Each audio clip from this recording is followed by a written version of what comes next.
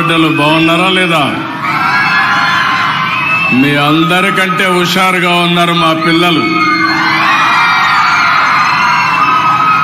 నేను చాలా మీటింగులు చూశాను, కానీ ఈరోజు ఈ మీటింగ్లో చూస్తే పొన్నేకల్లో మీ ఉత్సాహం చూస్తా ఉంటే నా జీవితంలో ఎప్పుడూ చూడనంత ఉత్సాహం ఉంది. పిల్లల్లో అయితే రాజధాని కళ కనపడుస్తా ఉంది. ఆ ఆనందం ఉంది, ఉత్సాహం ఉంది. ఇక భవిష్యత్తులో మేము వేరే ప్రాంతానికి పోవాల్సిన పని లేదు. మా ఊర్లోనే మాకు బంగారు భవిష్యత్తు ఉంటుందని మా పిల్లలు భావిస్తున్నారు. వాళ్ళందరికీ మనస్ఫూర్తిగా అభినందనలు. ఈరోజు ఇక్కడికి వచ్చినప్పుడు చాలా మిమ్మల్ని చూస్తే చాలా ఆనందంగా ఉంది. ఒక పవిత్రమైన కార్యక్రమంతో నేను ఈరోజు ఇక్కడికి వచ్చాను. డాక్టర్ బిఆర్ అంబేద్కర్ జయంతి, ఒక మహనీయుడు పుట్టిన రోజు. ఈ రోజు మనందరికీ ఒక పండుగ రోజు. మనం అనుకుంటాం ఆయన ఏదో పుట్టాడు, ఆయన ఏదో రాజ్యాంగం రాశాడు, నాకేంటి సంబంధం అని మీరందరూ ఆలోచిస్తూ ఉంటారు. కానీ ఒక్క విషయం మనం గుర్తుపెట్టుకుంటే, ఆయన రాసిన రాజ్యాంగం, ఆయన ఇచ్చిన హక్కులు మీరు ఒకసారి చూస్తే, మనం అందరూ ఈ విధంగా కూర్చొని మాట్లాడుతూ ఏలలేస్తూ కేకలు పెడుతూ ఆనందంగా ఉన్నామంటే ఆ మహానాయకుడు ఇచ్చినటువంటి రాజ్యాంగమే. ఆయన ఒక్క మాట చెప్పాడు, నేను నా ప్రజలకు ఆయుధం ఇవ్వలేదు, దానికి బదులుగా ఓటు హక్కు ఇచ్చాను. ఎప్పుడు దానిని ఉపయోగించుకుని ధీరుడిలా అవుతారో, లేదంటే దాన్ని నమ్ముకుని బానిసలుగా మారతారో వారి చేతుల్లో ఉందన్నాడు. అంటే ఎగ్జాక్ట్ గా మొన్న ఎలక్షన్లో జరిగింది. 14-19లో ఈ మాత్రం కూర్చొని ఎప్పుడన్నా ఆనందంగా నవ్వుకున్న సందర్భాలు ఉన్నాయా అని మిమ్మల్ని అడుగుతున్నా. ఉన్నాయా తమ్ముళ్ళు అని అడుగుతున్నా.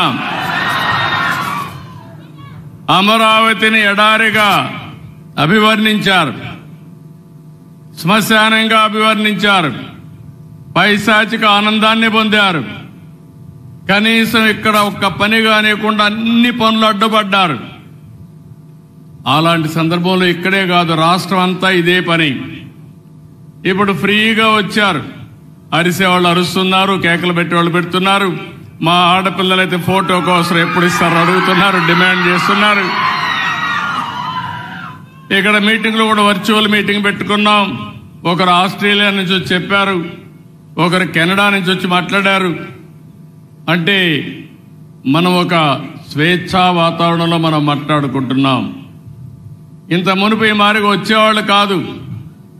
నేను చాలాసార్లు చూశాను, కానీ నా చరిత్రలో ఎప్పుడూ చూడనటువంటి రాజకీయం 14-19లో చూశా. 1924 ఐఎమ్ సారీ 1924 14-19లో మనం ఉన్నాం. స్వర్ణయుగం. ఆ రోజు అన్ని పనులు చేశా. 19 నుంచి 24 వరకు నాలాంటి వాడు కూడా బయట రాలేని పరిస్థితి వచ్చింది.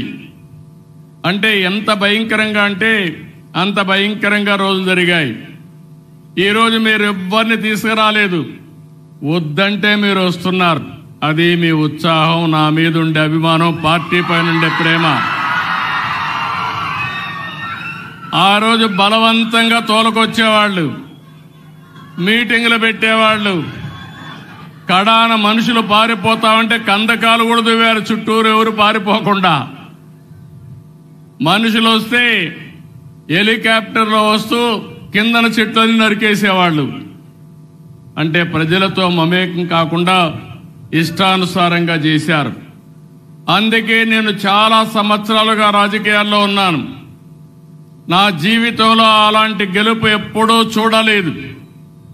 అంటే అభ్యర్థులు పెడితే 94% పెట్టిన అభ్యర్థులందరూ గెలిచారంటే అది ఆ రోజు ప్రజల్లో ఉండే అభిప్రాయం. నేను కూడా ఒక విషయం మీరు గుర్తుపెట్టుకోవాలి. ఈరోజు ఈ రాష్ట్రంలో మళ్ళా ప్రజాస్వామ్యాన్ని పునరుద్ధరించడమే కాకుండా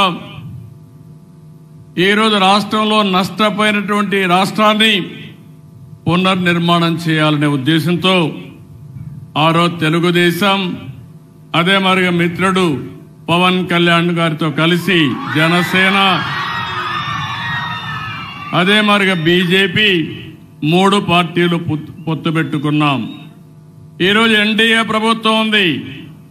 నేను గర్వంగా చెప్పగలుగుతున్నాను, 10 నెలల్లో మనం ఊహించిన దానికంటే మెరుగైన సుపరిపాలన ద్వారా అనేక కార్యక్రమాలు చేశాం. నేను ఒకే ఒక మాట చెప్పాను, పేదవాళ్ళకు అండగా ఉంటానని చెప్పాను. సూపర్ 6 ఒక కార్యక్రమం పెట్టి పేదవాళ్లకు సంక్షేమ కార్యక్రమాలు ఇస్తామని చెప్పి చరిత్రలో ఎప్పుడూ లేని సంక్షేమ కార్యక్రమాలు ఇస్తున్న ప్రభుత్వం ఈ ఎన్డీఏ ప్రభుత్వం అని చెప్పి కూడా నేను మీకు తెలియజేస్తున్నా. ఒక పక్క అభివృద్ధి, ఒక పక్క సంక్షేమం, ఇంకో పక్క సుపరిపాలన. ఇదే ఎన్డీఏ ప్రత్యేకత అని చెప్పి కూడా నేను మీకు తెలియజేసుకుంటున్నాను. ఈ నెలలో 3 మహనీయులు పుట్టారు. బడుగు బలహీన వర్గాల కోసం అనునిత్యం పనిచేశారు. ఈరోజు అంబేద్కర్ గారి జయంతి జరుపుకుంటున్నాం. మొన్ననే మీరు చూస్తే జగజీవన్ రామ్ గారి యొక్క జయంతి ఉత్సవాలు జరుపుకున్నాం. ఆ తర్వాత మనం అందరం ఆలోచిస్తే ఏదైతే మహాత్మా పూలే వెనుకబడిన వర్గాల కోసం త్యాగం చేశారు, వారి జయంతి జరుపుకున్నాం.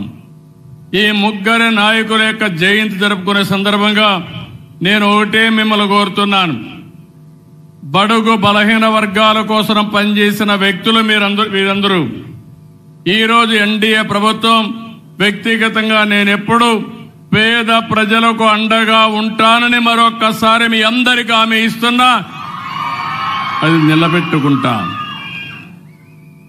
అయితే ఒక్కొక్కసారి ఇలాంటి నాయకుల్ని ఒకసారి స్మరణకు తెచ్చుకోవాల్సిన అవసరం ఉంది. ఈరోజు డాక్టర్ బాబా సాహెబ్ అంబేద్కర్ అయితే 1891 ఏప్రిల్ 14న మహారాష్ట్ర మౌబీ జిల్లాలో మహో గ్రామంలో పుట్టారు. ఆయన అసలు పేరు భీమ్రావ్ రాంజీ అంబేద్కర్. అందరి మాదిరిగా ఈ రోజుట్లోనే చాలా సమస్యలున్నాయి.